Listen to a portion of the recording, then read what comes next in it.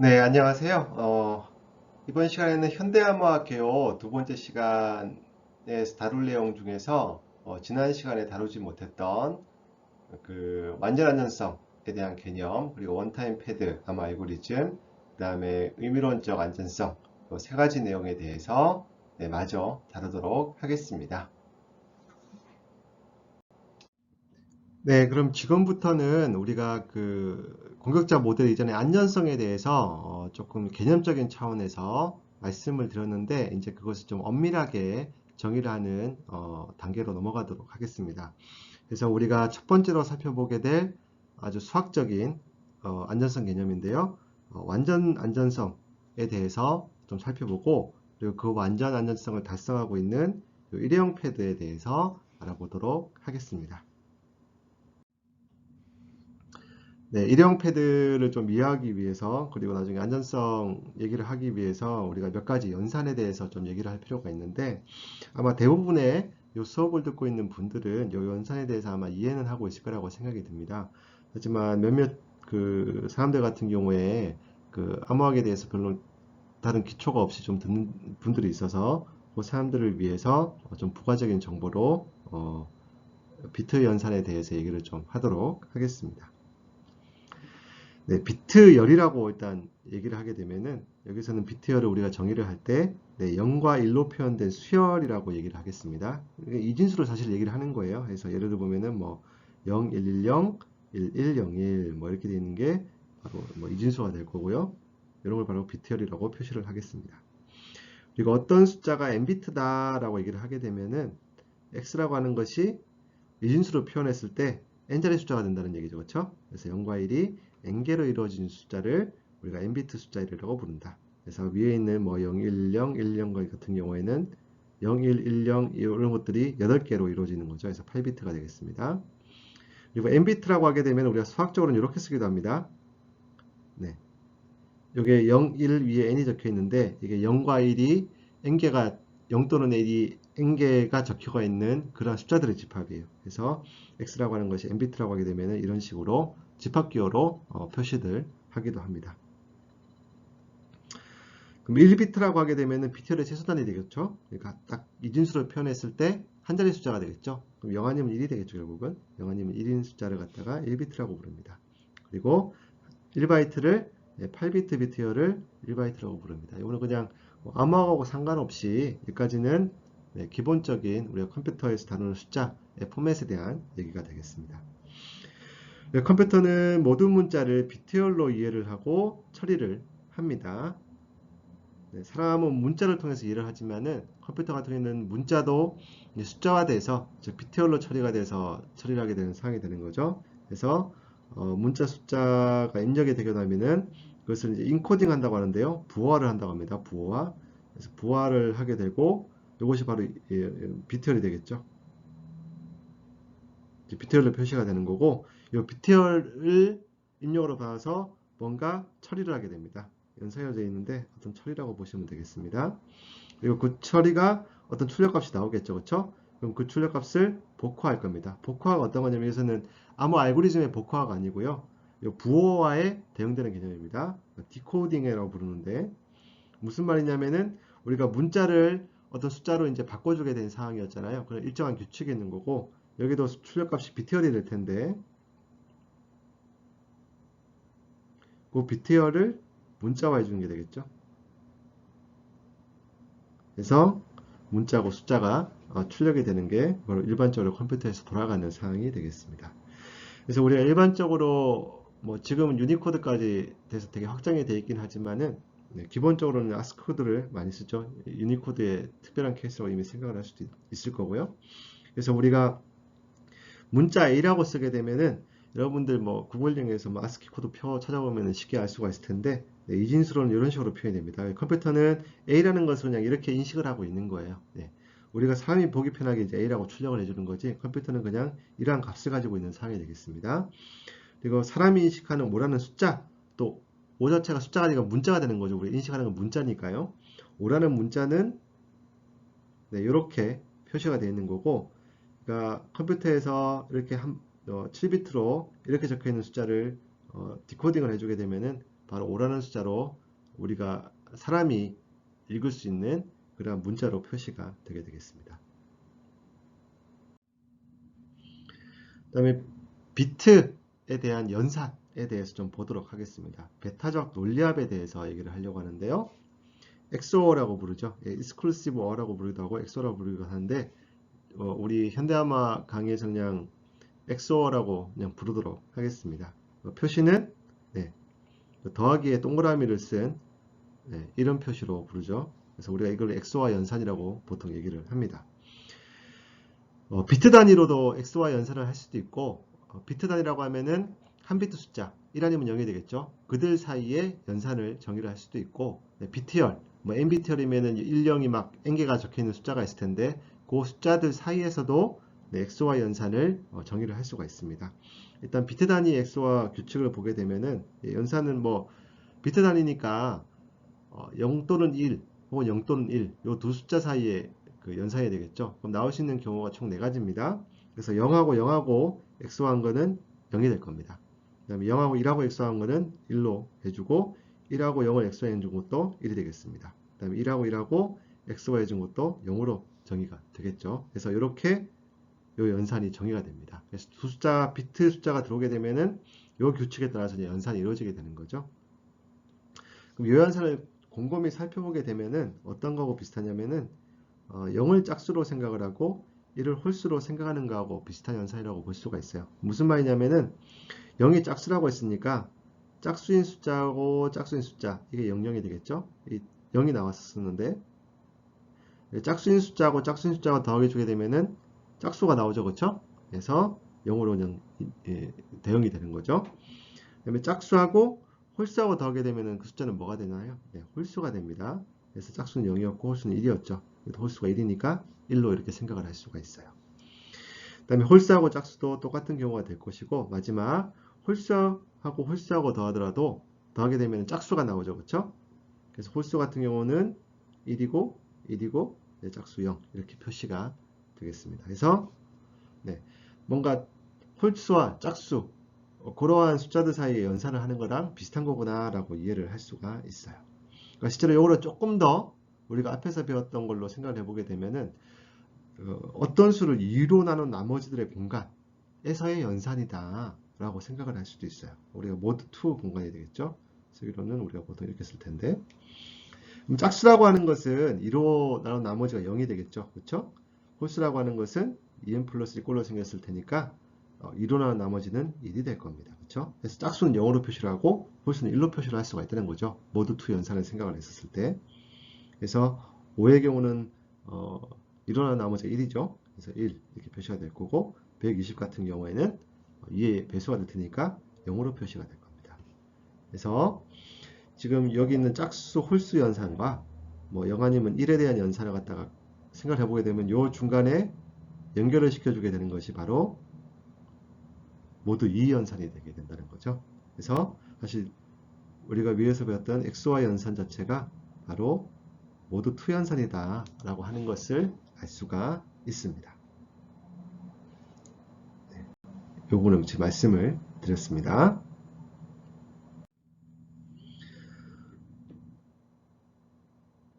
이번에는 비트 열에 대해서 보도록 할게요. 요 위에는 아까 있었던 얘기고요. 우리가 아까는 어떤 숫자 0 아니면 1 요 두 숫자 사이에 그 XOR를 생각을 했었는데 우리가 이제 여러 개의 숫자로 이루어진 비트열에서 XOR는 어떻게 될 거냐라는 걸 생각해 보겠습니다. 그래서 비트열 X가 있고 비트열 Y가 있을 때 여기 XOR라는 것은 어떻게 연산이 되는 거냐에 대해서 말씀을 드리도록 하겠습니다. 연산 규칙 간단합니다. 각 비트 단위로 연산을 하게 됩니다. 그래서 이 예시를 보시면 금방 알게 될 것 같은데요. 여기 첫 번째 비트열이 있어요. 비트열 1이 있을 거고 여기 두 번째 비트열 2가 있어요. 첫 번째 비트열은 0010 0010 1001 이렇게 생겼고 비트열 두 번째 같은 경우에는 1010 1100 이렇게 생겼어요. 그렇죠? 그럼 각 비트 단위로 연산해 준다는 거죠. 그래서 첫 번째 숫자는 첫 번째 위치한 숫자들끼리 XOR을 해주고 두 번째 위치한 숫자들끼리 XOR 해주고 이렇게 표시해서 제일 마지막 자리에 있는 숫자들끼리 XOR을 해주게 되겠습니다. 그럼 요 상황에서 계산을 해보게 되면은 0하고 1의 XOR는 네, 1이 될 거고요. 0하고 0의 XOR는 네, 0이 되죠. 1 XOR 1 같은 경우에는 0이 될 거고요. 0 XOR 0도 0이 될 거고 1 XOR 1도 0이 되겠죠. 0 XOR 1, 1이 될 거고 0하고 XOR는 0이 될 겁니다. 1하고 0 XOR 1이 될 거고. 그래서 각 자리별로 XOR 연산을 해주는 것이 바로 비트열 XOR 연산이다라는 걸 알 수가 있습니다. 아마 여러분들 네, C 프로그램을 하게 되면은 네, 이러한 연산을 많이 해봤었죠, 그렇죠? 그래서 뭐 어떤 숫자가 비트열로 표시가 되어 있죠, 그렇죠? 어떤 문자가 되어 있으면은 그래서 그 두 개 사이에 비트열 연산 같은 거는 프로그래밍 시간에 많이 해보셨을 거라고 생각이 듭니다. 네, 이번에는 우리가 그 XOR 연산을 정의를 했으니까 그 XOR 연산이 어떠한 성질을 가지는지에 대해서 좀 얘기를 해보도록 하겠습니다. 우리가 연산을 많이 하죠. 그래서 정수에서도 연산을 하기도 하고, 뭐 실수에서도 연산을 하기도 하고 하게 되는데, 그 연산에서 여러 가지 우리가 유용하게 써먹는 그러한 규칙들이 있습니다. 성질들이 있어요. 그러한 성질들이 XOR 연산에서도 잘 적용이 되는지를 한번 확인을 하고 싶은 겁니다. 일단 첫 번째로 교환 법칙을 얘기를 해보려고 합니다. 교환 법칙 같은 경우에는 우리가 정수식으로 써보게 되면은 네, x 더하기 y랑 y 더하기 x랑 같은 경우를 얘기하는 거죠. 즉 x에다가 y를 더해주는 거랑 y를 두고 x를 더해주는 거랑 값이 같다는 얘기가 되는 거죠. xy에 대해서도 똑같이 성립을 하게 됩니다. 그래서 x에다가 y를 x해주는 거랑 y에다가 x를 xy 해주는 거랑 같은 결과를 얻을 수가 있습니다. 광호법칙 성립을 하고요. 이게 성립하지 않으면 굉장히 난처한 상황이 되겠죠. 그렇죠? 뭔가 연산을 정의를 할 때 그 순서까지 같이 정의를 해줘야 되는 거니까요. 근데 우리가 그 순서는 전혀 생각해 볼 필요가 없다라고 하는 것이 아주 좋은 성질이 되겠습니다. 두 번째는 결합법칙이 되겠습니다. 결합법칙은 이제 숫자 3개에 대해서 연산을 해주려고 하는 건데요. 네. 첫 번째하고 두 번째 걸 먼저 x화 해주고 그 다음에 세 번째 걸 x화 해주는 거랑 네, 두 번째, 세 번째 걸 먼저 x화를 해주고 첫 번째 걸 x화 해주는 거랑 똑같다라는 얘기가 되겠습니다. 이것도 우리가 덧셈에서 많이 써먹는 성질이 되죠. 그렇죠? 그다음에 제일 마지막은 우리가 정수에서 0이라는 숫자가 있잖아요. 그렇죠? 0이라는 숫자는 어떤 숫자에다가 0이라는 숫자를 더해주게 되면은 그냥 A란 자기 자신이 나오게 되는 거죠. 이걸 갖다가 이제 항등원이라고 보통 부르죠. 항등원. 항등원이 있는데 XY 연산에서도 이런 항등원이 있느냐라고 하는 것이 얘기가 되겠습니다. 네, 있습니다. 네, 어떤 비트열하고 0으로 이루어진 비트열이 되겠습니다. 이거는 0으로 이루어진 비트열. 0으로만 쭉 써져 있는 비트열이 될 텐데 요 두 개를 더하게 되면은 자기 자신이 그대로 나옵니다. 네. 이거는 왜 그럴까요? 여러분들 생각해 보시면 알겠지만은 네, 0에다가 0을 x해 주면 0이 나왔었죠. 1에다가 0을 x해 주면은 1이 나왔어요. 그렇죠? 이 두 가지 사실만 가지고서 충분히 해볼 수가 있겠죠. 왜냐면 비트열은 11연산을 갖다가 각 자리 숫자만큼 하게 되는 거니까 이것 때문에 예, 항등원이 0이 된다라는 사실을 알 수가 있어요. 그 다음에 여건에 대해서 알아보려고 하는데요.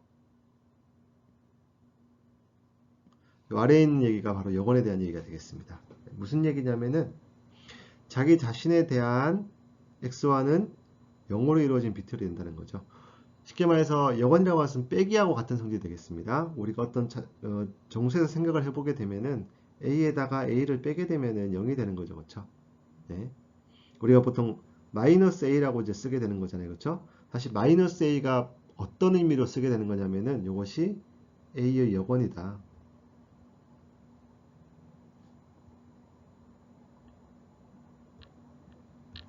여건이라는 의미로 사실은 이 표기를 하고 있습니다. 무슨 말이냐면은 요 a에다가 네, 마이너스 a를 더해주게 되면은 0이 나온다. 이런 얘기를 사실 하고 있는 상황이 되는 거죠. 그렇죠? 그래서 요 마이너스 a라는 것은 a라는 숫자하고 더하게 되면은 0이 나오는 숫자입니다. 라고 하는 걸 표기해 주는 게 바로 그 표기법이 바로 마이너스 a입니다. 네. 그러면은 엑소에서도 이러한 마이너스 a 같은 역할을 하는 게 있느냐라고 했는데 네, 방금 말씀을 드렸죠. 자기 자신에 대한 엑소가 0으로 이루어진다고 했어요. 무슨 말이냐면은 자기 자신이 바로 덧셈에 대한 영원이 된다는 얘기가 되는 거죠. 즉 덧셈에 대한 영원이 자기 자신이다 라고 하는 얘기를 할 수 있어요. 일단 비트 단위에서 생각을 해보면 되겠죠. 왜냐하면 비트열끼리 연산은 비트 연산을 여러 번 한 거에 불과하니까요. 네, 그럼 0하고 0하고 연산해봤더니 0이 나왔어요. 즉 그 x와 연산에서 봤을 때는 0이 0의 네, 요건이 되겠습니다. 그 다음에 1하고 x를 주게 되면은 네, 규칙상 0이 나오죠. 그렇죠? 이 말은 무슨 말이냐면은 1의 요건이 자기 자신이다 라는 얘기를 하고 있는 거죠. 그렇죠? 그래서 자기 자신이 바로 영원이 된다 라고 얘기를 할 수가 있습니다. 그러니까 비트열로 늘리게 되면은 뭐 자명하게 늘릴 수가 있죠. 그렇죠? 그래서 예시를 보시면 알겠지만 여기 비트열이 있을 거고 자기 자신을 더해봤어요. 그럼 각각의 자릿수별로 계산하게 되는 거잖아요. 그렇죠? 그럼 똑같으면 항상 0으로 가게 되는 거니까 네, 다 0이 나온다는 사실을 알 수가 있습니다.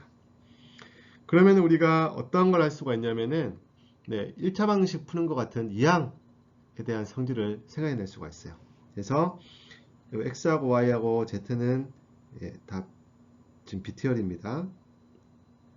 비트열이 있는데 x하고 y를 더했더니 x를 했더니 이제 g가 나온 상황이 되는 거예요. 그럼 우리가 이것을 이항해서 x라는 것은 어떻게 표시가 된다라고 하는 것을 이제 우리가 쓰고 싶은 거죠. 지금 사항이. 이 얘기가 덧셈에 대한 여건이 있으면, 즉 x와에 대한 여건이 있으면 할 수가 있다는 얘기가 되는 거죠. 그러면 봅시다.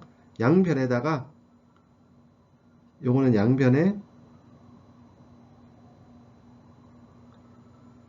네, y를 지금 x화한 상이 되겠죠. 위에다가 양변에다가 xy를 해주게 되면은 x 더하기 y에다가 지금 y를 x화 해준 거고요. g에다가 y를 x화 해주게 된 상황이 되겠죠. 똑같은 숫자를 x화를 해줬기 때문에 결과는 달라지지가 않을 겁니다. 그래서 똑같이 등호가 성립을 하게 되는 거고요. 그런데 지금 보시면 알겠지만은 지금 요거를 생각해 보면은 y에다가 y를 x화 해주게 된 거니까 네, 얘는 사라지게 되겠죠. 그렇죠? 얘는 0으로 바뀌게 될 겁니다. 그렇죠? 그렇죠? 그래서 그럼 x에다가 0을 더해주게 된 거는 x가 되죠. 그렇죠? 바로 x가 될 거고 뒤에 남는 거는 요 부분이 될 텐데 요 부분이 남게 되겠죠. 그러니까 이항 같은 걸 할 수가 있다는 얘기죠. 그래서 x, x와 y, x와 g 잠시만요. 실수했네요. x하고 y를 x 했을 때 g가 나왔다고 치면은 y를 착 이렇게 넘길 수가 있는 상황이 되는 거죠. 그렇죠? 그 x라고 하는 것은 바로 g에다가 y를 x화 한 것이다. 라는 식으로 우리가 일반적으로 그 정수에서 1차 방식 같은 걸 풀 때, 혹은 실수에서 1차 방식 같은 걸 풀 때, 뭐 상수항을 뭐 우변으로 넘기고 좌변으로 넘기고 막 이런 일을 하잖아요. 네, 그러한 일을 x와 연산에 대해서도 잘 할 수가 있다라고 하는 것이 요점이 되겠습니다. 네, 이제 우리가 이제 안전성의 엄밀한 첫 번째 개념인 완전 안전성, 퍼펙트 스크래치에 대해서 얘기를 해보도록 하겠습니다. 네, 퍼펙트 스크래치에서 일단 우리가 이전에 그 안전성에 대해서 얘기를 한 바가 있었어요. 그래서 어떤 걸 얘기를 했냐면은 암호문이 평문을 완전하게 감추고 있다. 즉, 암호문으로부터 평문 정보를 전환해낼 수 없다라고 하는 것이 우리가 달성하고 싶은 안전성의 목표라고 얘기를 드렸습니다. 근데 이런 것 갖다가 수학적으로 이제 어떻게 엄밀하게 정의를 할 건가라고 하는 부분이 이제 고민이 되는 거죠. 그래서 그 부분에서 셰넌이라고 하는 이론 그 정보학자가 정의를 했었습니다. 정보이론 학자고요. 앞서 제가 간단하게 얘기를 드린 적이 있습니다. 이 사람은 어떤 식으로 생각을 했냐면은 이렇게 정의를 했어요. 공격자가 가진 암호문이 있을 겁니다. 이 암호문이 지금 있어요. 공격자가 가진 암호문이 있는데 이 암호문에 대해서 뭐 어떤 메시지가 이제 이 암호문으로 암호화가 됐겠죠. 그렇죠? 근데 이 암호문이 따져보게 되면은 어떤 평문 공간에 이제 M1부터 MN이라고 있다고 치게 되면은 이 M1이 M1이 C가 될 확률 P1이라고 하겠습니다. 그러니까 어떤 키 집합이 있을 텐데 키 집합 중에서 몇 개의 키를 쓰게 되면 이제 C로 가게 되는 경우가 되겠죠. 그러한 전체 키 개수분의 요 M1이 K로 가게 되는 키가 있겠죠. 이런 키가 있을 텐데 요거를 전체 키로 나눴을 때 개수로 나눴을 때 그것이 바로 P1이 된다는 얘기가 되는 거죠. 그렇죠? 확률상에 대한 얘기인 거니까.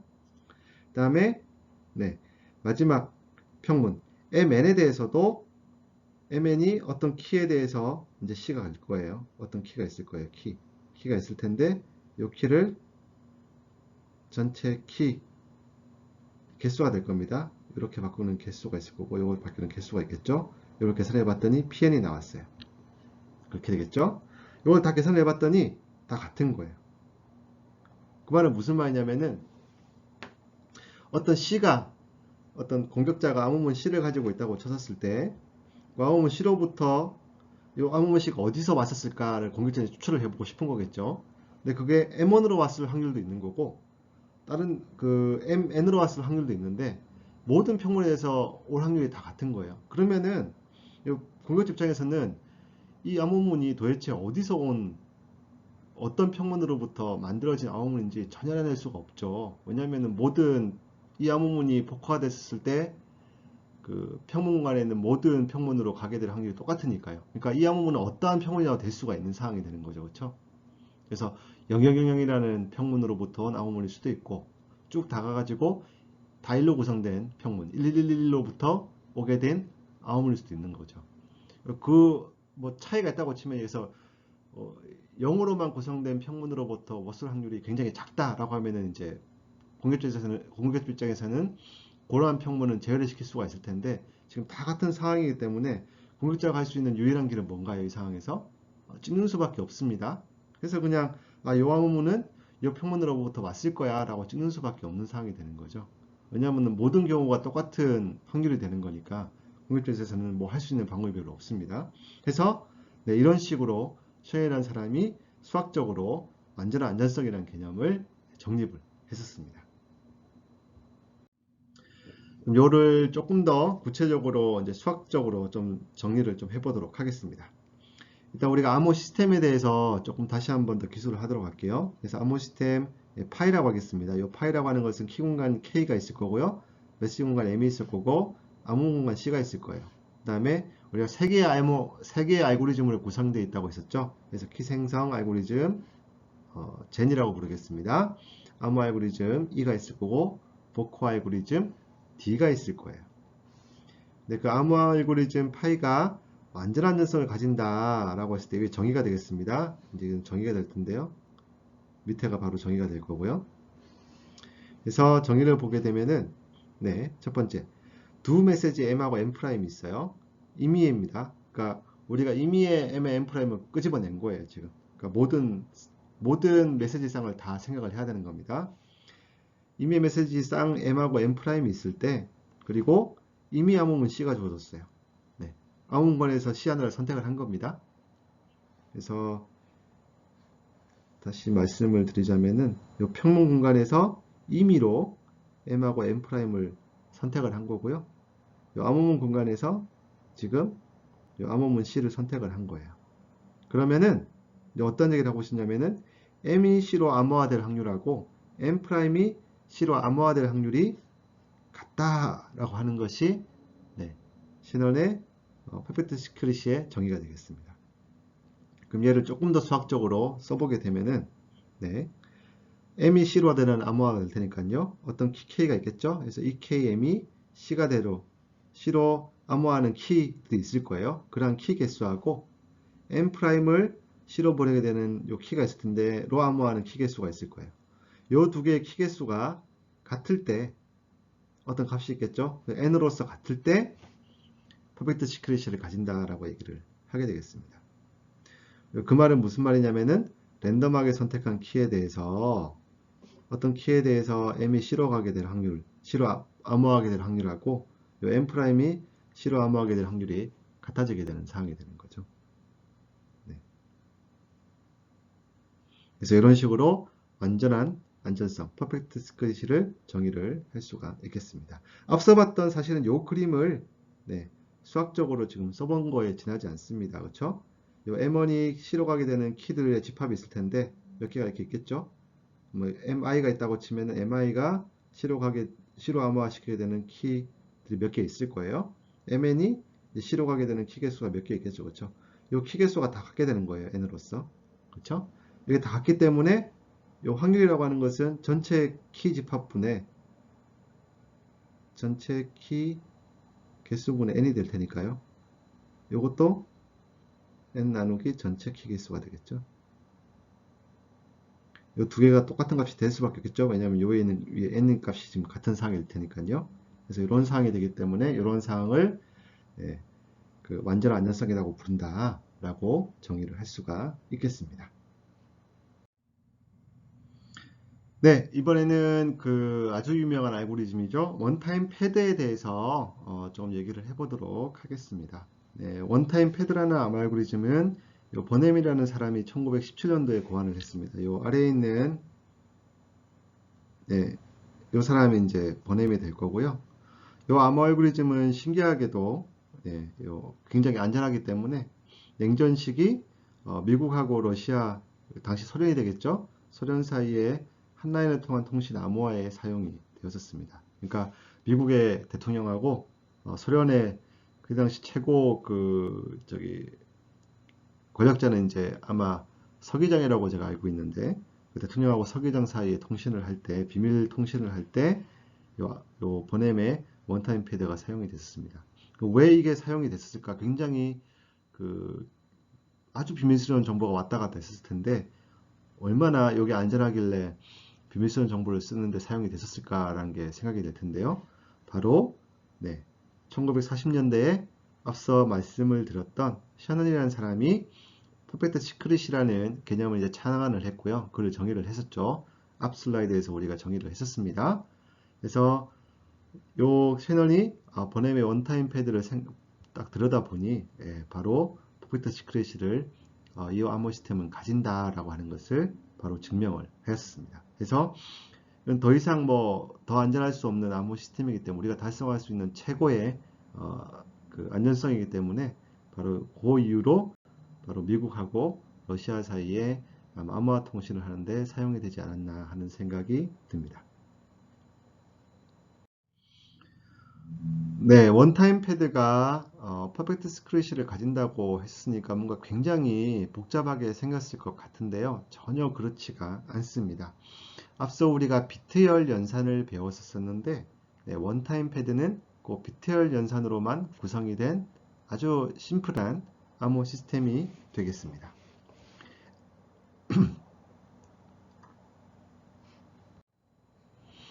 네, 암호 알고리즘부터 보도록 하겠습니다. 암호 알고리즘은 뭐냐면은 평문 비트열 P가 있을 거예요. 그다음에 키 비트열 K가 있을 겁니다. 요거 두 개 XY 연산으로 정의가 되겠습니다. 그래서 요것이 바로 이 K, P로 바로 정의가 되겠네요. 그래서 이 KP라고 하는 것은 P하고 K, 메시지하고 K하고 그냥 XY한 연산으로 그냥 암호문을 계산해낼 수가 있어요. 아주 간단한 연산을 통해서 암호문을 계산해낼 수가 있죠. 그렇죠? 그 다음에 이 키에 대해서 얘기를 해야 될 것 같은데요. 키 같은 경우에는 평문 비트열과 같은 길이에요. 그러니까 P가 예를 들어서 n비트 숫자다. n비트 숫자라고 치면은 K도 바로 n비트 숫자가 되는 거죠. 즉 M과 평문 공간하고 키 공간하고가 전부 다 같은 공간에 있습니다. 같은 길이를 가지게 되는 거고요. 당연하게 그 키 비트열은 n비트, 랜덤한 n비트를 생각을 하게 되겠습니다. 그럼 이제 암호화 연산을 보게 되면은 애플이라고 하는 플레인 텍스트를 한번 암호화 시키는 걸 생각을 해보도록 할게요. 그러면 우리가 여기 문자가 지금 적혀 있는데 APPL이라고 적혀 있는데 이것을 ASCII 코드로 변환한 인코딩된 값들로 우리가 계산을 해야 되겠죠. 그래서 이런 식으로 연산이 됩니다. 우리가 편의상 A에 대해서만 좀 보도록 할게요. A라고 하는 것은 ASCII 코드로 0110, 0001 이런 식으로 이제 인코드가 될 거예요. 부호가 될 거고요. 우리가 키를 선택을 했는데 APPL이가 있으니까 쭉 더 길게 선택을 해야 될 텐데 일단 우리가 A만 보려고 하는 거니까 첫 번째 바이트가 이런 식으로 키가 선택이 되어 있다고 쳐봅시다. 0110, 1011 이렇게 되어 있다고 치면은 암호문은 어떻게 되겠죠? 요거 두 개의 숫자를 XY 좀 되겠죠. XY를 해준 게 그 결과값이 바로 첫 번째 바이트가 될 겁니다. 그래서 0110, 0001이랑 0110, 1011을 XOR 해주게 되면은 암호문은 00000, 1010으로 이렇게 계산이 쉽게 되는 걸 알 수가 있어요. 여러분들 뭐 요거는 간단하게 계산을 해볼 수가 있겠죠. 뒤에도 똑같이 그러한 방식으로 계산을 해주게 되는 게 바로 원타임 패드의 암호화 알고리즘이 되겠습니다. 그리고 여기서 중요한 거는 키비트 열 같은 경우에는 평문하고 길이가 같게끔 랜덤하게 추출이 된다라고 하는 것이 중요하겠습니다. 그래서 애플 같은 경우에는 지금 평문 길이가 얼마죠? 몇 비트냐면은 8비트가 5개가 있는 거니까 40비트가 되는 거죠. 그렇죠? 키 같은 경우에도 40비트로 추출을 해서 연산을 해야 된다는 겁니다.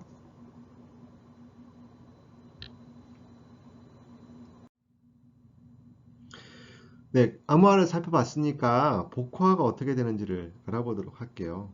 근데 우리가 복화는 쉽게 할 수가 있겠죠. 왜냐하면은 지금 암호화가 키라는 비트열이 있고 요 P라고 하는 메시지가 있다고 치게 되면은 이걸 C라고 표시를 할 텐데 이것이 바로 P하고 K를 XY에서 계산을 한 거였어요. 근데 우리가 그럼 이 상황에서 뭘 알고 싶은 거죠? P를 알고 싶은 거잖아요. 그렇죠? 그럼 P라고 하는 것만 남겨두고 K를 이항을 하면 되겠죠? K만 싹 넘기면 되는 거죠. 그러면 C 더하기 C하고 K를 다시 X화하게 되는 거죠. 그러니까 사실 복화라고 하는 것이 암호하고 완전하게 똑같은 구조가 되겠죠. 그렇죠? 암호문이 있던 자리에 평문이 있던 자리에 암호문을 넣어주게 되면은 평문으로 바로 나오게 되는 사실을 알 수가 있어요. 완전 똑같은 대칭적인 구조가 되겠습니다. 그래서 아까 암호문이 이렇게 생겼었죠. 총 40비트 암호문이 있었었고요. 우리가 첫 번째 바이트만 그냥 복화를 해보게 되면은 0110, 1011이 있었었고, 그리고 키가 여기 있겠죠? 요거 두 개를 XY를 해주면 되겠죠? 그러면은 요 값이 나오게 될 거고, 네, 요 값은 바로 A라고 하는 값으로 네, 디코드가 이제 되는 사실을 알 수 있어요. 그래서 이런 식으로 복화도 자연스럽게 잘 정의가 된다라고 하는 사실을 알 수가 있습니다. 네, 그러면은 이번 시간에 아주 중요한 내용 중에 하나인데요. 네, 원타임 패드가 바로 퍼펙트 시크릿이 완전 안전성을 가진다라고 하는 것이 이제 셰넌에 의해서 증명이 되었다고 했는데 이게 왜 퍼펙트 시크릿을 가지게 되는지에 대해서 조금 그 리즈닝을 좀 해보도록 하겠습니다. 우리가 퍼펙트 시크릿을 가진다고 하게 되면은 앞서 우리가 얘기를 했던 적이 있었어요. 어떻게 되면 되는 거였냐면은 네, 두 메시지 공간으로부터 임의의 두 개의 메시지 쌍을 선택을 했었죠. 그러니까 임의라고 하게 되면 모든 메시지 쌍에 대해서 이 얘기가 성립을 해야 된다는 거예요. 그 다음에 암호문 공간으로부터 암호문 하나를 선택을 했었습니다. 그러면 M이 C로 암호화를 시키는 키의 개수랑 M''을 C로 암호화를 시켜야 되는 키가 있겠죠. 그렇죠? 그 두 개의 키의 개수를 다 같게 되는 경우 n으로 같게 되는 경우 퍼펙트 시크릿을 가진다라고 얘기를 했었어요. 조금 다르게 쓰면은 랜덤하게 선택한 키 k에 대해서 요 값이 성립을 하게 되면 되는 거죠. 쉽게 말해서 아까 n을 선택을 했었으니까 전체 키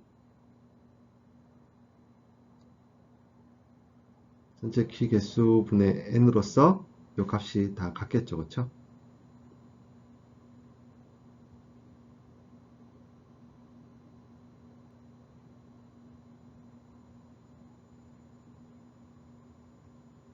이런 걸 우리가 지금 보여야 되는 상황이 되는 겁니다. 지금 이게 왜 이게 되느냐라는 얘기를 하고 싶은 건데요. 일단 우리가 몇 가지 노테이션을 좀 쓰도록 하겠습니다. 일단 메시지 공간 M이 있을 거고 암호문 공간 C가 있을 거고 키 공간 K가 있을 거예요. 우리가 지금 일단 그 원타임 패드는 전부 다 이제 같은 비트열을 가진다고 했었으니까 네, 요 공간이 다 지금 같은 상황이 될 거고 모두 M비트의 비트열 집합이라고 생각을 할 겁니다. 즉 수학적으로 쓰게 되면은 M하고 C하고 K는 다 같고 바로 M비트 비트열이다 라고 하는 것으로 정의를 하도록 하겠습니다. 그러면은 일단 우리가 EKM이 C가 된다는 것이 도대체 무슨 의미냐부터 살펴보도록 할게요. 네. EKM이 C가 된다는 얘기는 근데 EKM이라고 하는 것은 어떻게 정의가 됐었죠? 키하고 M을 X화를 하게 되는 상황이었죠. 그 말은 무슨 말이냐면은 우리가 요 K가 뭔지가 지금 궁금한 사항이 될 테니까요. M을 이항을 시키면 되겠죠. 그럼 K라고 하는 것은 C에다가 M을 X하게 되는 걸로 계산해낼 수가 있어요. 그러니까 C하고 암호문하고 평문을 알고 있으면은 그 키값이 뭐냐라고 하는 것을 우리가 계산해낼 수 있다는 얘기가 되는 거죠. 똑같은 걸 쓰게 되면은 K'이라고 하는 것도 여기서 K'이라고 하는 것도 C에다가 M'을 한 거다라고 하는 사실을 계산을 해낼 수가 있습니다. 자, 그러면은 우리가 이것으로부터 하고 싶은 얘기는 결국은 요 확률을 계산하고 싶은 거죠. 요 확률을 계산하고 싶은 건데 요 확률은 사실 뭐하고 같은 건가요? 키라고 하는 것이 요 값이 되는 확률이 되는 거죠. 그렇죠? 우리가 K를 임의로 우리가 선택을 했다고 했으니까 그 키 값이 요 비트열로 될 확률이 얼마가 되죠? 2의 n승분의 1이 될 겁니다. 그렇죠? 전체 키의 개수가 2의 n승계가 되겠죠. n비트 숫자가 될 테니까 그 n비트 숫자 중에서 유일하게 하나만 선택이 되는 거죠. 그렇죠? 이렇게 선택을 할 수가 있으니까 2n분의 1로 계산이 될 거예요. 똑같은 의미로 PREK의 M'이 C로 가게 될 확률도 결국은 K라고 하는 것이 C하고 M'의 XO가 되는 거라서 똑같이 2n승분의 1로 계산이 되겠습니다. 그럼 2n승분의 1, 2n승분의 1, 이 두 개가 같게 되는 거죠. 그렇게 되기 때문에 우리가 맨 마지막에 이 얘기를 할 수가 있습니다. 그래서 M이라고 하는 것이 C로 암호화가 되는 확률이랑 M'이라고 하는 것이 C로 암호화가 되는 확률이 다 2의 n승분의 1로 같게 되더라 라고 하는 사실을 알 수 있어요. 바로 지금 이 부분을 우리가 증명을 하게 되는 상황이 되는 거죠. 그래서 이러한 과정을 거쳐 가지고 원타임 패드는 안전하다, 안전한 안전성을 가진다 라고 얘기를 할 수가 있겠습니다. 자, 이제 수식적으로 원타임 패드가 뭐 퍼펙트 시크릿을 가진다라고 얘기를 했는데 좀 직관적으로 이게 어떤 의미인가를 갖다가 좀 따져보도록 할게요. 완전 안전성이 어떤 의미인지를 좀 따져볼 필요가 있으니까. 사실은 앞에서 했던 얘기랑 똑같습니다. 우리가 그 앞에서 했던 그림이 어떤 거 있었냐면은 M1부터 M이라는 게 있었죠. 그쵸? 여기 이제 메시지 공간이 있었고 여기 공격자가 있어가지고 여기 암호문이 있었어요. 그쵸? 그럼 이렇게 가게 될 확률이 다 모든 똑같은 확률로 간다라는 거 있잖아요. C라고 하는 것이 M1으로부터 암호하게 될 확률이랑 C라고 하는 것이 MN으로부터 암호하게 될 확률이 같다라는 얘기가 되는 거니까 무슨 말이냐면은 아까 애플의 암호문을 봅시다. 이렇게 생겼었어요. 애플의 암호문. 우리 이렇게 생겼다고 쳐볼게요. 근데 공격자는 이게 애플인지 아닌지 모르는 거잖아요. 그렇죠? 애플인지 아닌지 몰라요. 그럼 공격자가 뭘 해볼 거냐면은 모든 가능한 5글자 단어를 집합을 다 생각해 볼 거예요. 그러면 AAAA부터 시작을 해서 그 우리가 알파벳 순으로 해보게 되면은 다 지로만 구성이 되어 있는 이 표문까지 생각을 해볼 수가 있겠죠. 그 말은 근데 이 말이 무슨 말이냐면은 이 암호문이 요로부터 오게 될 확률하고 요거로부터 오게 될 확률이 다 같다는 얘기가 되는 거예요. 그러니까 이 암호문을 얻게 되게 되면은 이 암호문 가지고서는 뭐 어떤 것보다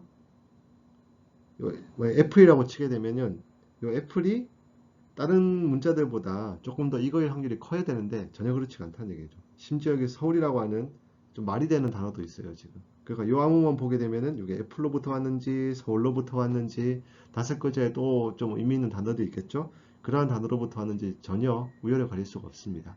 그래서 그러한 의미에서 완전하게 안전성을 가진다. 즉 암호문으로부터 평문에 대한 어떠한 정보를 가질 수 없다. 모든 가능한 평문이 이 암호문에 가능한 평문으로 될 수가 있기 때문에 그 중에서 어떤 게 더 그럴듯하다라고 이야기가 전혀 얘기할 수가 없다라고 하는 것이 바로 퍼펙트 시크릿의 직관적인 의미가 될 거고 사실 수학적으로도 사실 그 얘기를 똑같이 얘기를 하고 있습니다. 방금 앞서가지고 원타임 패드는 퍼펙트 시크릿을 가진다라고 하는 것을 얘기를 했습니다. 그리고 퍼펙트 시크릿은 암호 시스템이 달성할 수 있는 최대의 안전성이라고 얘기를 했어요. 그러면 현재 우리가 쓰고 있는 인터넷에서 원타임 패드를 그럼 사용을 하고 있느냐 라고 하면은 전혀 그렇지 않습니다. 왜냐하면 너무 비효율적이기 때문에 그런데요. 왜 비효율적인지에 대해서 얘기를 해보도록 하겠습니다. 사실은 앞서 원타임 패드 암호 알고리즘을 보게 되면은 이미 굉장히 비효율적이다라고 하는 사실을 알 수가 있었는데요. 좀 직관적으로 좀 생각을 해보도록 하겠습니다. 네, 원타임 패드.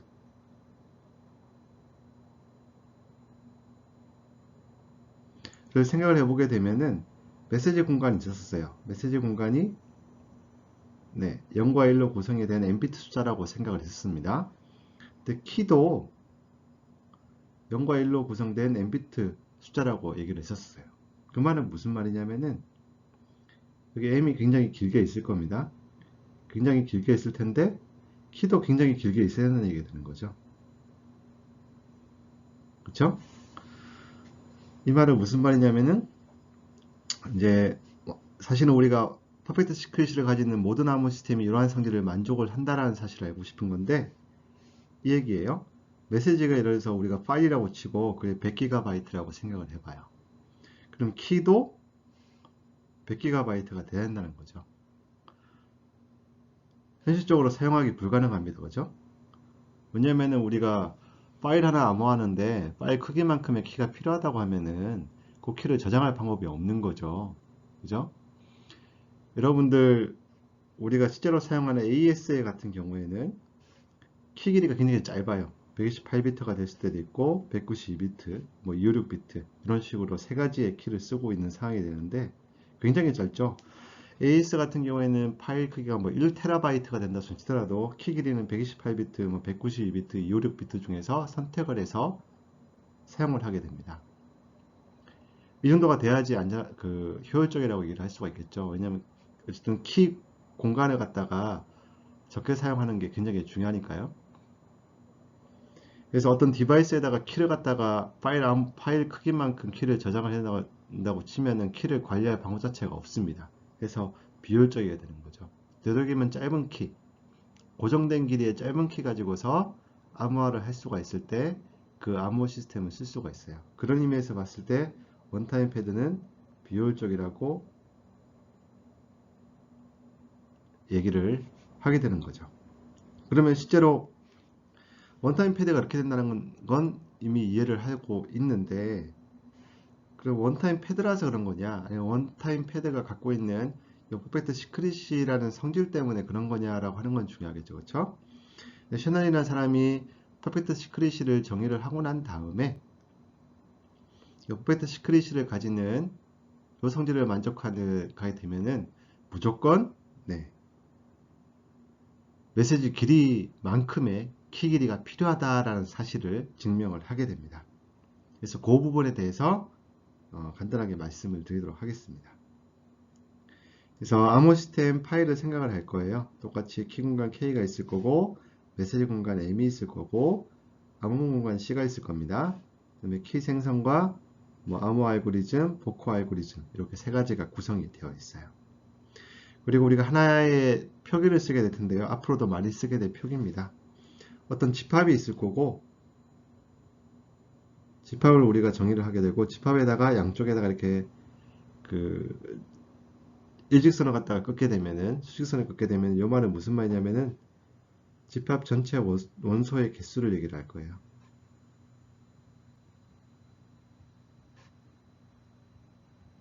개수를 의미를 하는 방식으로 쓰게 될 겁니다. 그럼 예를 들어서 0, 1, 2라는 집합이 있고 거기다가 이렇게 쓰게 되면은 얘는 3이 되겠죠. 그쵸? 이런 식으로 우리가 정의를 할 거예요. 그래서 K에다가 양쪽에다가 수직선을 긋게 되면은 전체 키 개수가 될 거고요. 메시지 스페이스에다가 양쪽에다가 이렇게 짝대기를 긋게 되면은 전체 메시지 개수가 될 겁니다. 그럼 셔넌의 정리가 이제 우리가 셔넌이라는 사람이 이러한 정리를 발표를 했는데 암호 시스템 파이가 완전한 안전성을 가진다면 완전한 안전성을 가지게 되면은 메시지의 전체 메시지 개수만큼 전체 키를 가져야 된다는 얘기가 됩니다. 이 말 자체가 무슨 얘기냐면은 메시지의 길이와 메시지 길이보다 키의 길이가 크다는 얘기를 하고 있는 사항이 되겠습니다. 그 원타임 패드를 보게 되면은 메시지 공간하고 암호 공간하고 키 공간이 다 같았었죠. 네, 이렇게 우리가 정의를 했었습니다. 이 말은 무슨 말이냐면은 원타임 패드 같은 경우는 이렇게 얘기를 할 수가 있는 거죠. 그렇죠? 그럼 우리 샤넬의 정의를 보면은 완전 안성을 가진다면은 요 값이 요 값보다 크거나 같아야 되는데 원타임 패드 같은 경우는 같은 거예요. 그러니까 최적을 달성한 거죠. 즉 원타임 패드는 퍼펙트 시큐어한 암호 시스템 중에서 최적화가 된 거다 라고 얘기를 할 수가 있습니다. 키스페이스하고 엠모먼트 스페이스의 크기가 같을 때 바로 최적화를 달성했다고 얘기를 할 수 있으니까 원타임 패드는 그러한 성질을 가지고 있는 거죠. 그럼 세련의 정리라고 하는 것은 뭐 원타임 패드하고 상관이 없이 바로 키 공간의 크기와 평면 공간의 크기를 얘기를 하고 있는 사항이 되는 거고요. 요 얘기는 굉장히 중요하니까 여러분들이 꼭 기억을 하셔야 되겠습니다. 네, 요 슬라이드에서는 앞에서 얘기를 드렸던 그 셰넌의 정리를 왜 그렇게 되는지에 대해서 생각을 해보려고 하는데, 네, 여기 나와 있는 내용 같은 경우에는 여러분들이 뭐 다 이해를 하실 필요는 없습니다. 여러분들이 아 그렇구나 라고 그냥 보시면서 뭐 이해가 되면 이해가 되는 대로, 이해가 안 돼도 크게 상관은 없는 내용이 되겠습니다. 그래서 제가 참고라고 지금 써놨고요. 앞으로 제가 참고라고 앞에 써놓은 내용 같은 경우에는 여러분들이 뭐 꼭 기억을 할 필요는 없는 내용이다 라고 생각을 하시면 될 것 같습니다. 그러니까 쉽게 말씀을 드려서 시험에 요거에 관련된 내용이 출제가 되지는 않을 거다라는 내용이 되겠습니다. 자, 그럼 우리가 요거를 좀 증명을 해보도록 하겠습니다. 즉 암호 시스템이 완전한 안전성을 가진다면 평문 공간의 크기보다 키 공간의 크기가 크거나 같아야 된다라고 하는 얘기를 우리가 좀 증명을 해보려고 하겠습니다. 그럼 요거를 우리가 바로 증명하지는 않을 거고 얘 대우명제를 증명을 할 거예요. 대우명제하고 원래명제하고 참거짓은 똑같은 사항이 되는 거니까 우리가 대우명제가 참이란 걸 증명을 하게 되면은 원래명제, 우리가 증명하고 싶은 요 명제가 되겠죠. 요 명제가 참이라는 걸 얘기를 할 수가 있어요. 그럼 대우명제는 뭐가 되는 거죠? 네, 두 개 조건에다가 아니다라고 생각을 하고 이제 앞뒤를 바꾸게 되면 되는 거죠. 이 말은 무슨 말이냐면은 메시지 공간의 크기가 키 공간의 크기보다 작거나 같다의 부정은 뭔가요? 네, 이게 되겠죠, 그렇죠? 메시지 공간의 크기가 키 공간의 크기보다 크다라고 하는 것이 부정이 되겠습니다. 그럼 이게 이렇게 오게 되고 얘가 또 이쪽으로 가겠죠. 부정되는 게 완전한성을 가지지 않는다는 게 부정이 되겠죠, 그렇죠? 얘를 증명을 해보도록 하겠습니다. 그럼 요 얘기는 무슨 말이냐면은 다시 이제 요 완전한성을 가지지 않는다라고 하는 것을 조금 수학적으로 다시 다듬어야 되는데, 앞에 있는 얘기 메시지 공간의 크기가 키 공간의 크기보다 크다라고 하는 것은 뭐 똑같은 얘기가 될 거고, 이는 수학적으로 더 이상 뭐 다듬을 필요가 없을 거고, 완전한성을 가지지 않는다라는 것만 해보게 되면은 완전한성을 가진다는 얘기가 무슨 말이었죠? 네, 임의의 메시지 공간으로부터 m과 m'을 뽑아내고 암호문 공간으로부터 C라는 걸 뽑아냈었을 때 뭐가 만족을 해야 되느냐요?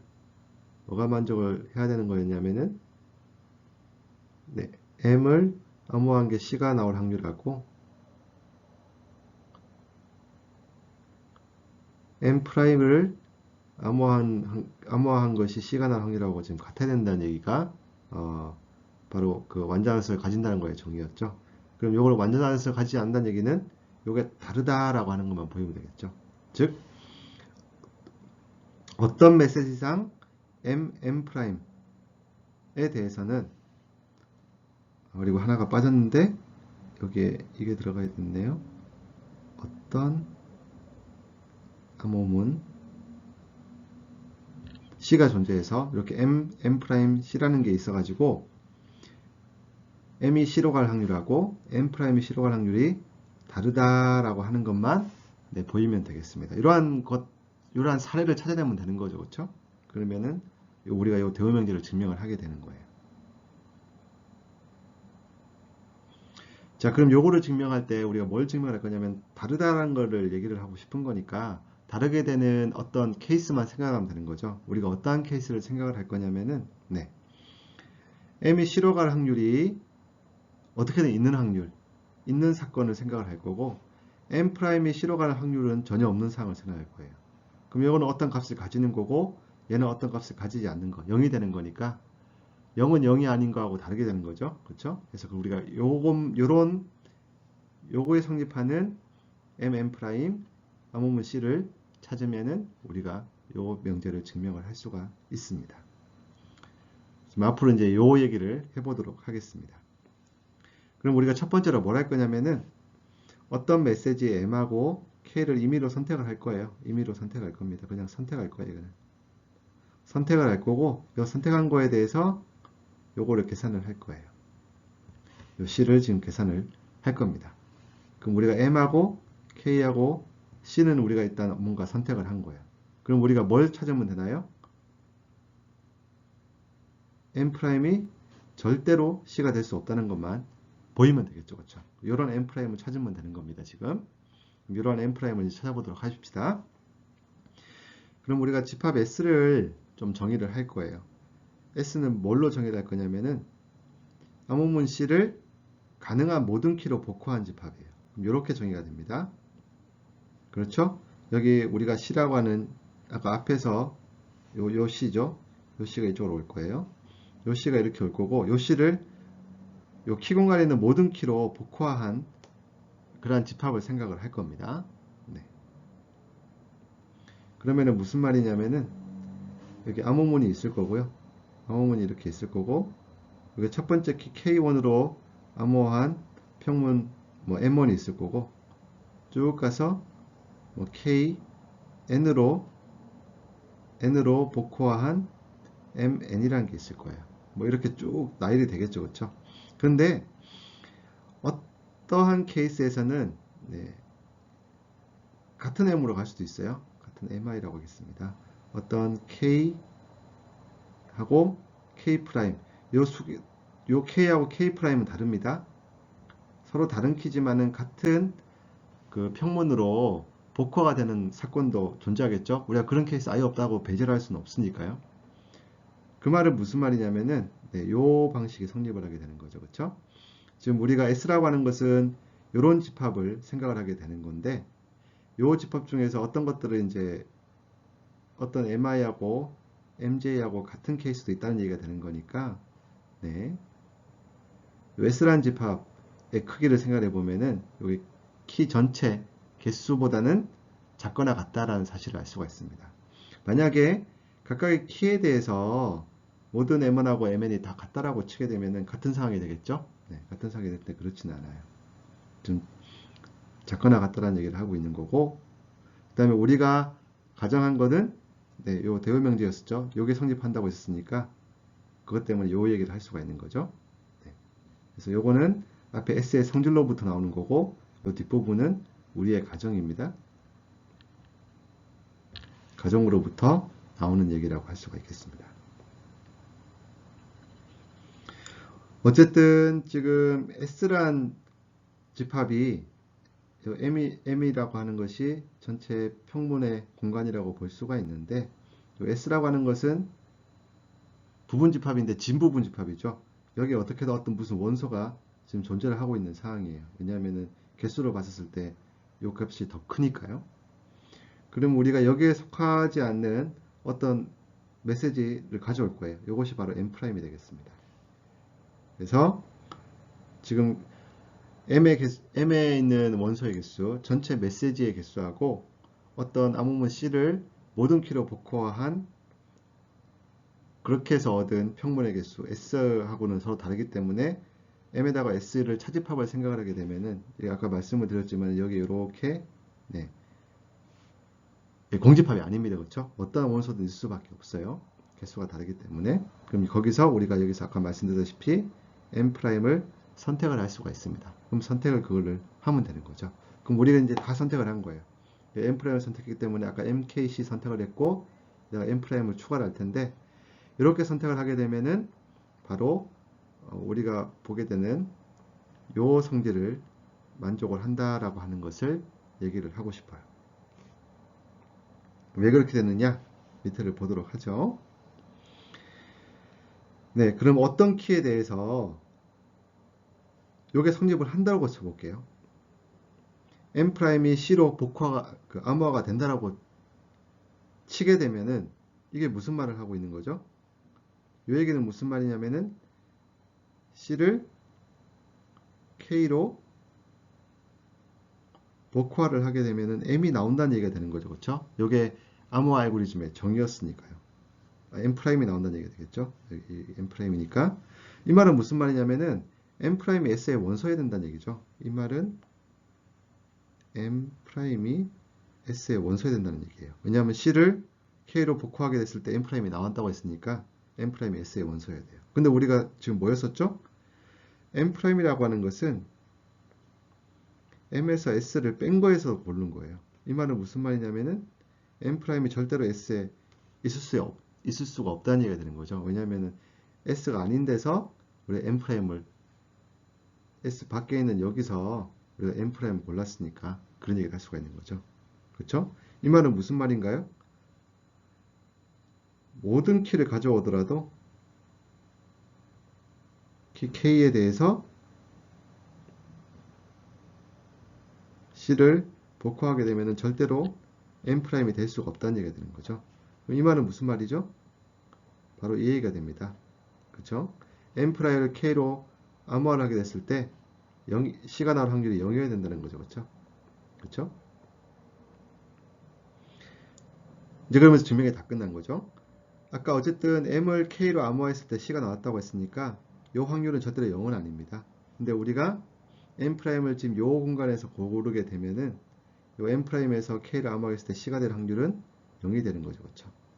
그 말은 이 PR, 그러니까 M이 C로 가게 될 확률하고 M'이 M'C로 가게 될 확률이 서로 다르다 라는 것을 지금 증명을 하게 된 상황이 되는 거죠. 그래서 우리가 대오명제를 이제 지금 상황에서 이제 증명을 하게 된 거고요. 그래서 이 대오명제를 증명을 하게 된 거고, 이게 참이기 때문에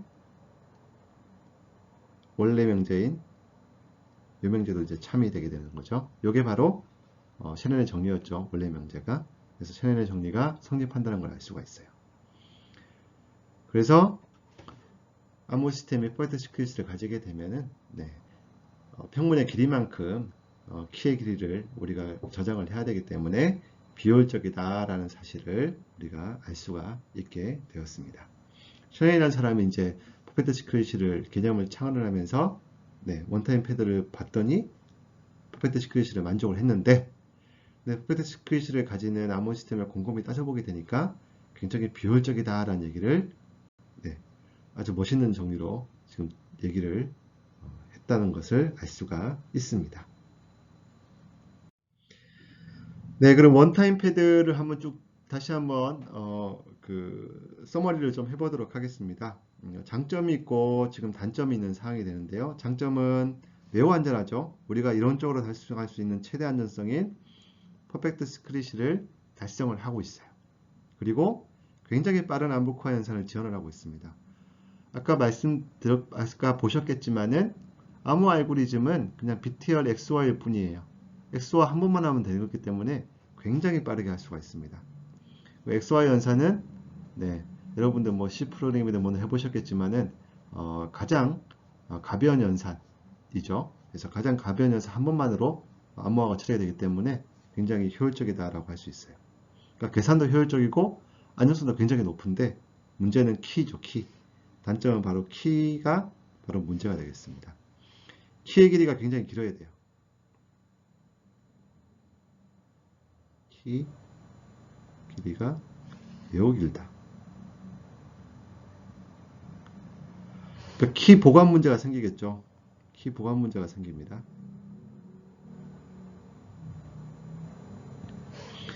그래서 앞으로 사용하게 될 메시지 길이만큼의 키를 사전에 공유하는 것이 필요해요. 그리고 우리가 앞으로 내가 1TB만큼의 메시지를 갖다가 내가 앞으로 커뮤니케이션을 그 인터넷을 통해서 그 통신을 하고 싶다라고 하면은 1TB만큼의 키를 아주 안전하게 전달을 해줘야 됩니다.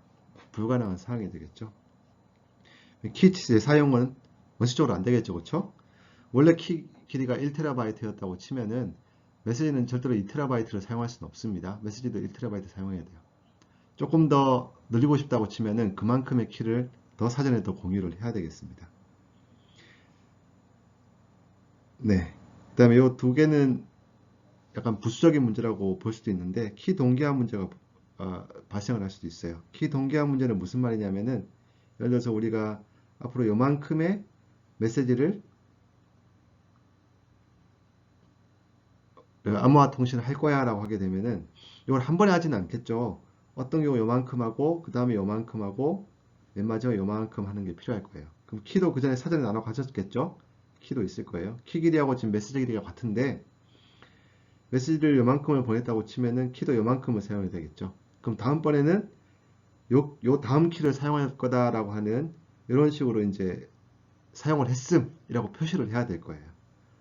요게 살짝 어긋나게 되게 되면은 이제 그다음부터는 복화가 제대로 진행이 안 되겠죠. 그래서 요거를 잘 관리를 해야 된다는 것이 바로 키 동기화 문제가 되겠습니다. 요게 용이하진 않습니다. 그러면 키 생성. 이것도 키 길이가 길다는 것 때문에 생기는 문제인데, 네. 그래서 1TB 메시지라고 치게 되면은, 를 사용하기 위해서는 1TB만큼의 키를 생성을 해야 돼요. 이렇게 대량의 예측 불가능한 랜덤한 키를 생성을 하는 것은 매우 어렵습니다. 그래서 이러한 이러한 단점 때문에 치명적인 단점이죠. 그래서 이 때문에 원타임 패드를 현실적으로는 사용을 할 수가 없습니다. 네, 그러면은 앞서 퍼펙트 시크릿이 완전 안전성에 대해서 얘기를 했는데 우리가 달성할 수 있는 최대 안전성이 뭐다라고 하는 거는 이미 이제 우리가 이해를 했어요.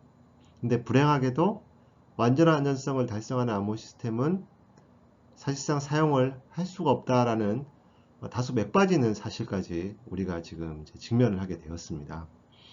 그러면 앞으로 암호 알고리즘 어떤 식으로 안전성을 생각을 해야 되는 거냐? 우리가 달성할 수 있는 최대 안전성을 우리가 누릴 수가 없다고 치면은 어느 정도까지 안전성을 우리가 기대를 할 수가 있는 거냐? 현실적으로 그러한 부분에 대해서 이제 생각을 해야 되겠죠. 그리고 현실적으로 달성 가능한, 즉 현실적으로 사용한다는 큰 문제가 없는 암호 시스템은 어떤 안전성을 가질 수가 있을 거냐라고 하는 부분을 좀 생각해 볼 필요가 있습니다. 그래서 그 얘기를 하는 것이 바로 의미론적 안전성, 시멘틱 스큐리티라고 부르는데요. 의미론적 안전성에 대해서 우리가 얘기를 좀 해보도록 하겠습니다.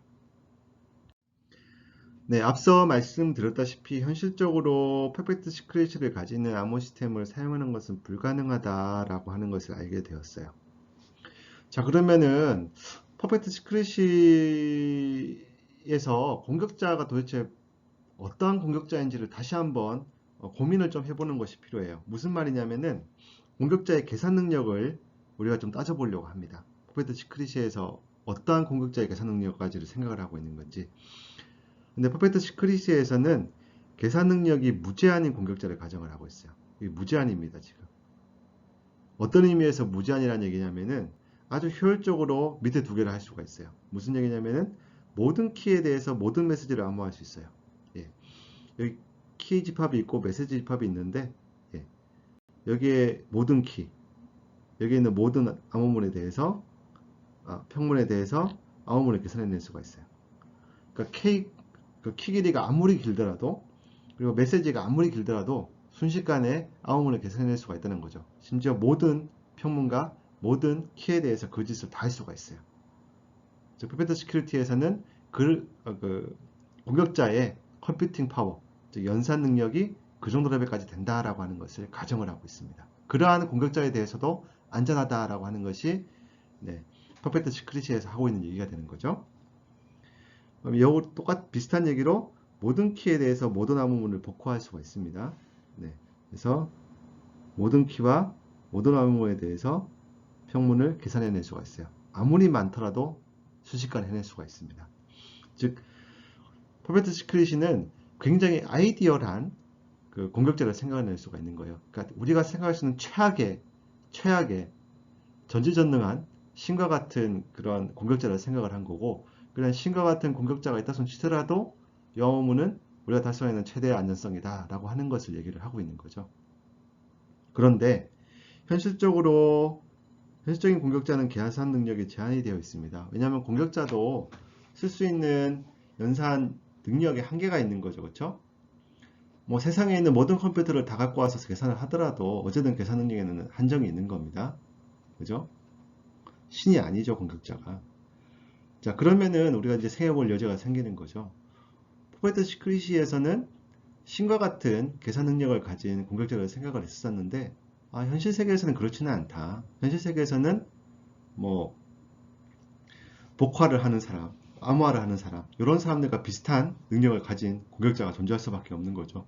그럼 그 정도 연산 능력을 가진 사람한테도 사람한테 안전한 암호 시스템을 우리가 생각하면 되는 거 아니냐 라고 생각을 할 수가 있습니다. 실제로 셰넌이 이런 식으로 진행을 해 나갔었어요. 그래서 절대로 완전 안전성을 가지는 게 존재할 수가 없으니 그럼 우리가 달성할 수 있는 안전성이 뭘까? 라고 하면서 차근차근 전진을 하게 됩니다. 여기까지 이제 생각을 했던 거고요. 네.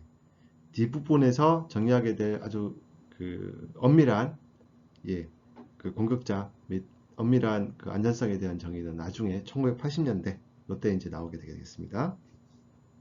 어쨌든 우리가 지금까지는 계산 능력이 제한된 공격자만 생각하면 필요하면 되겠다.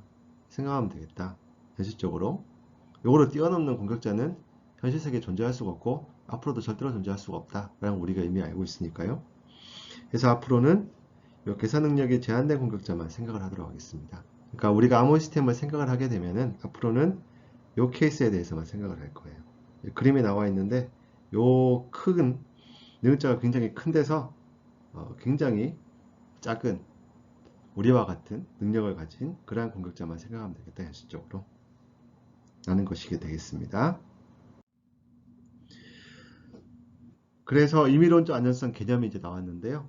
사실 의미론적 안전성 개념은 앞서 우리가 암호 시스템이 안전하다는 게 뭘까라고 하면서 몇 가지 질문을 드리면서 맨 끝에 나왔던 얘기가 있었죠. 그거랑 거의 유사합니다.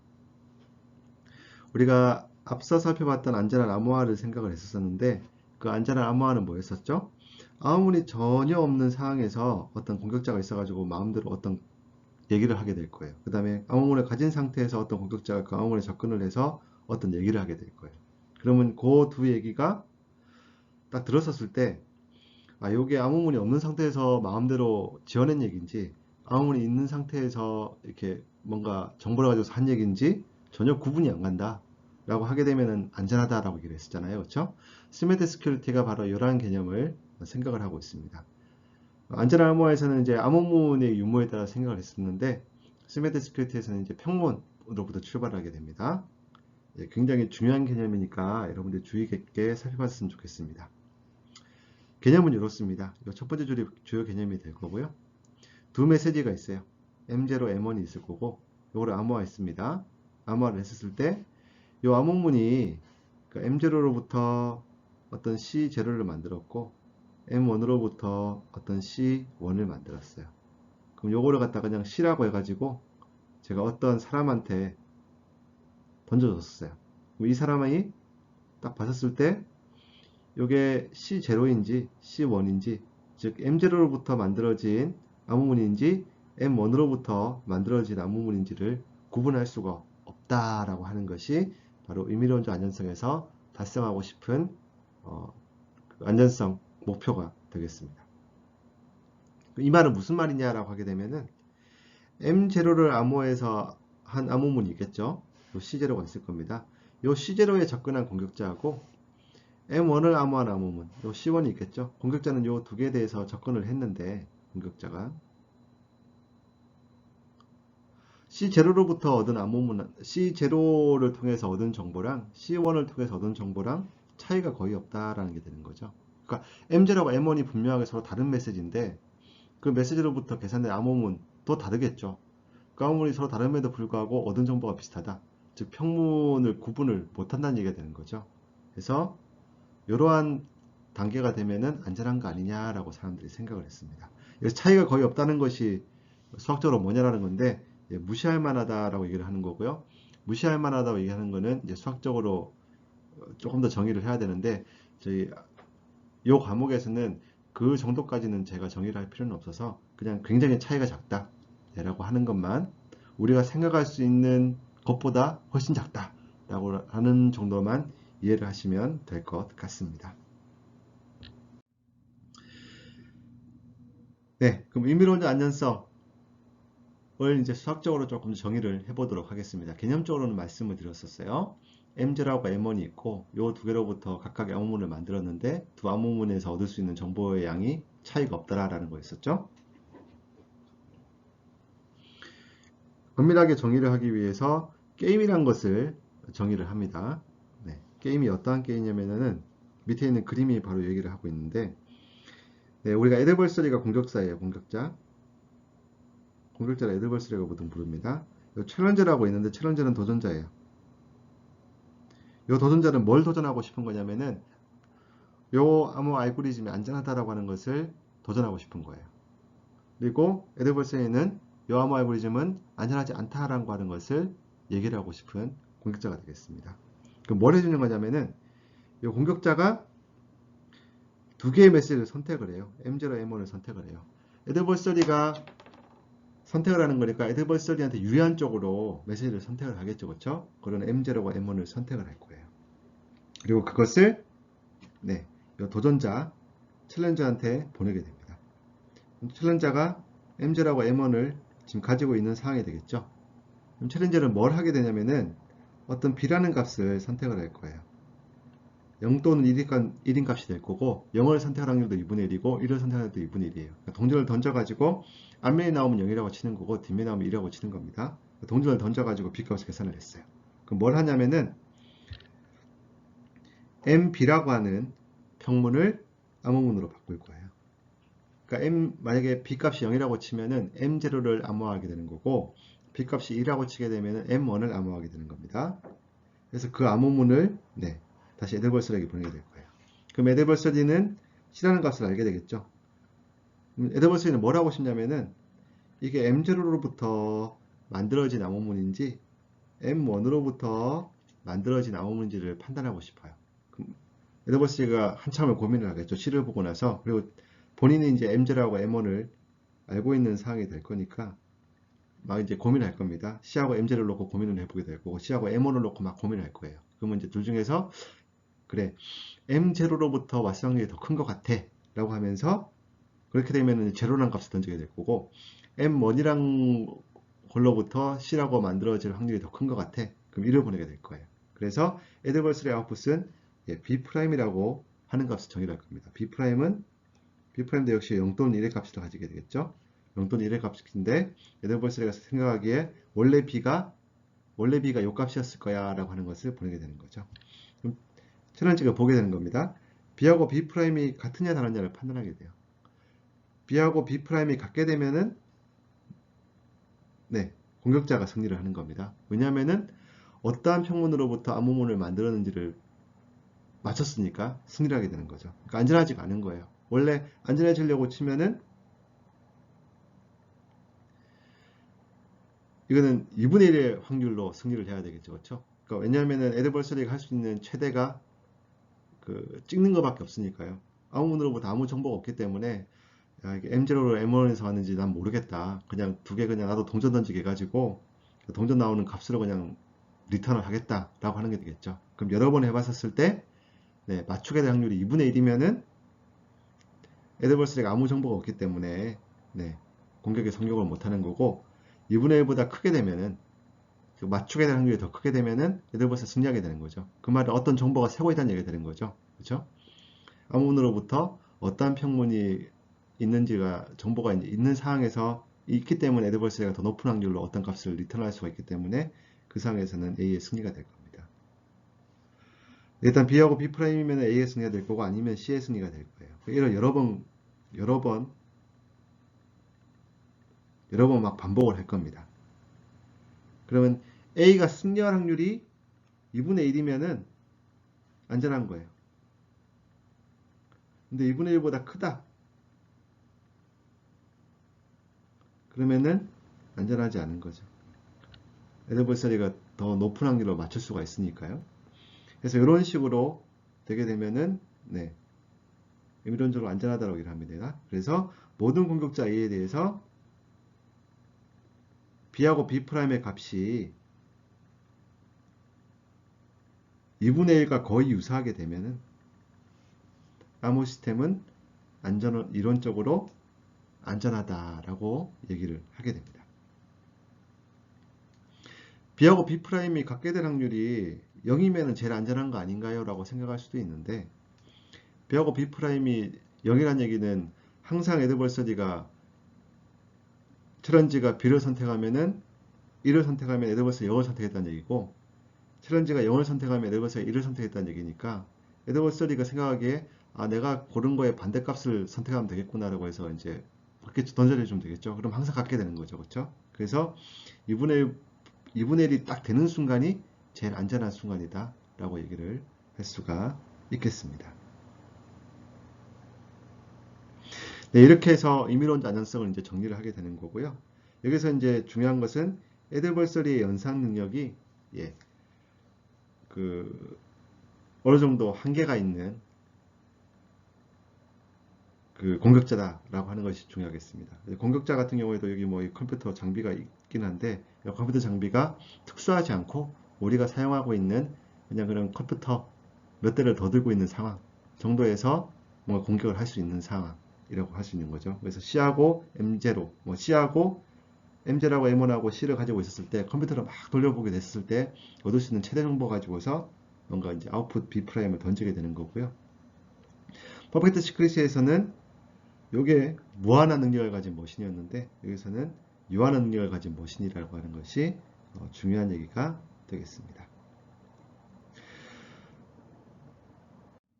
네, 이것으로 네, 그 임의론적 안전성까지 쭉 살펴보면서 우리가 현대암호학에서 다루고 있는 암호 시스템이 뭔가, 그리고 그 암호 시스템에서 생각하는 공격자 모델은 뭔가, 그리고 공격자 모델이 주어졌을 때 우리가 달성할 수 있는 이상적인 안전성은 뭔가, 그리고 현실적 안전성이 뭔가까지 살펴보았습니다. 네, 감사합니다.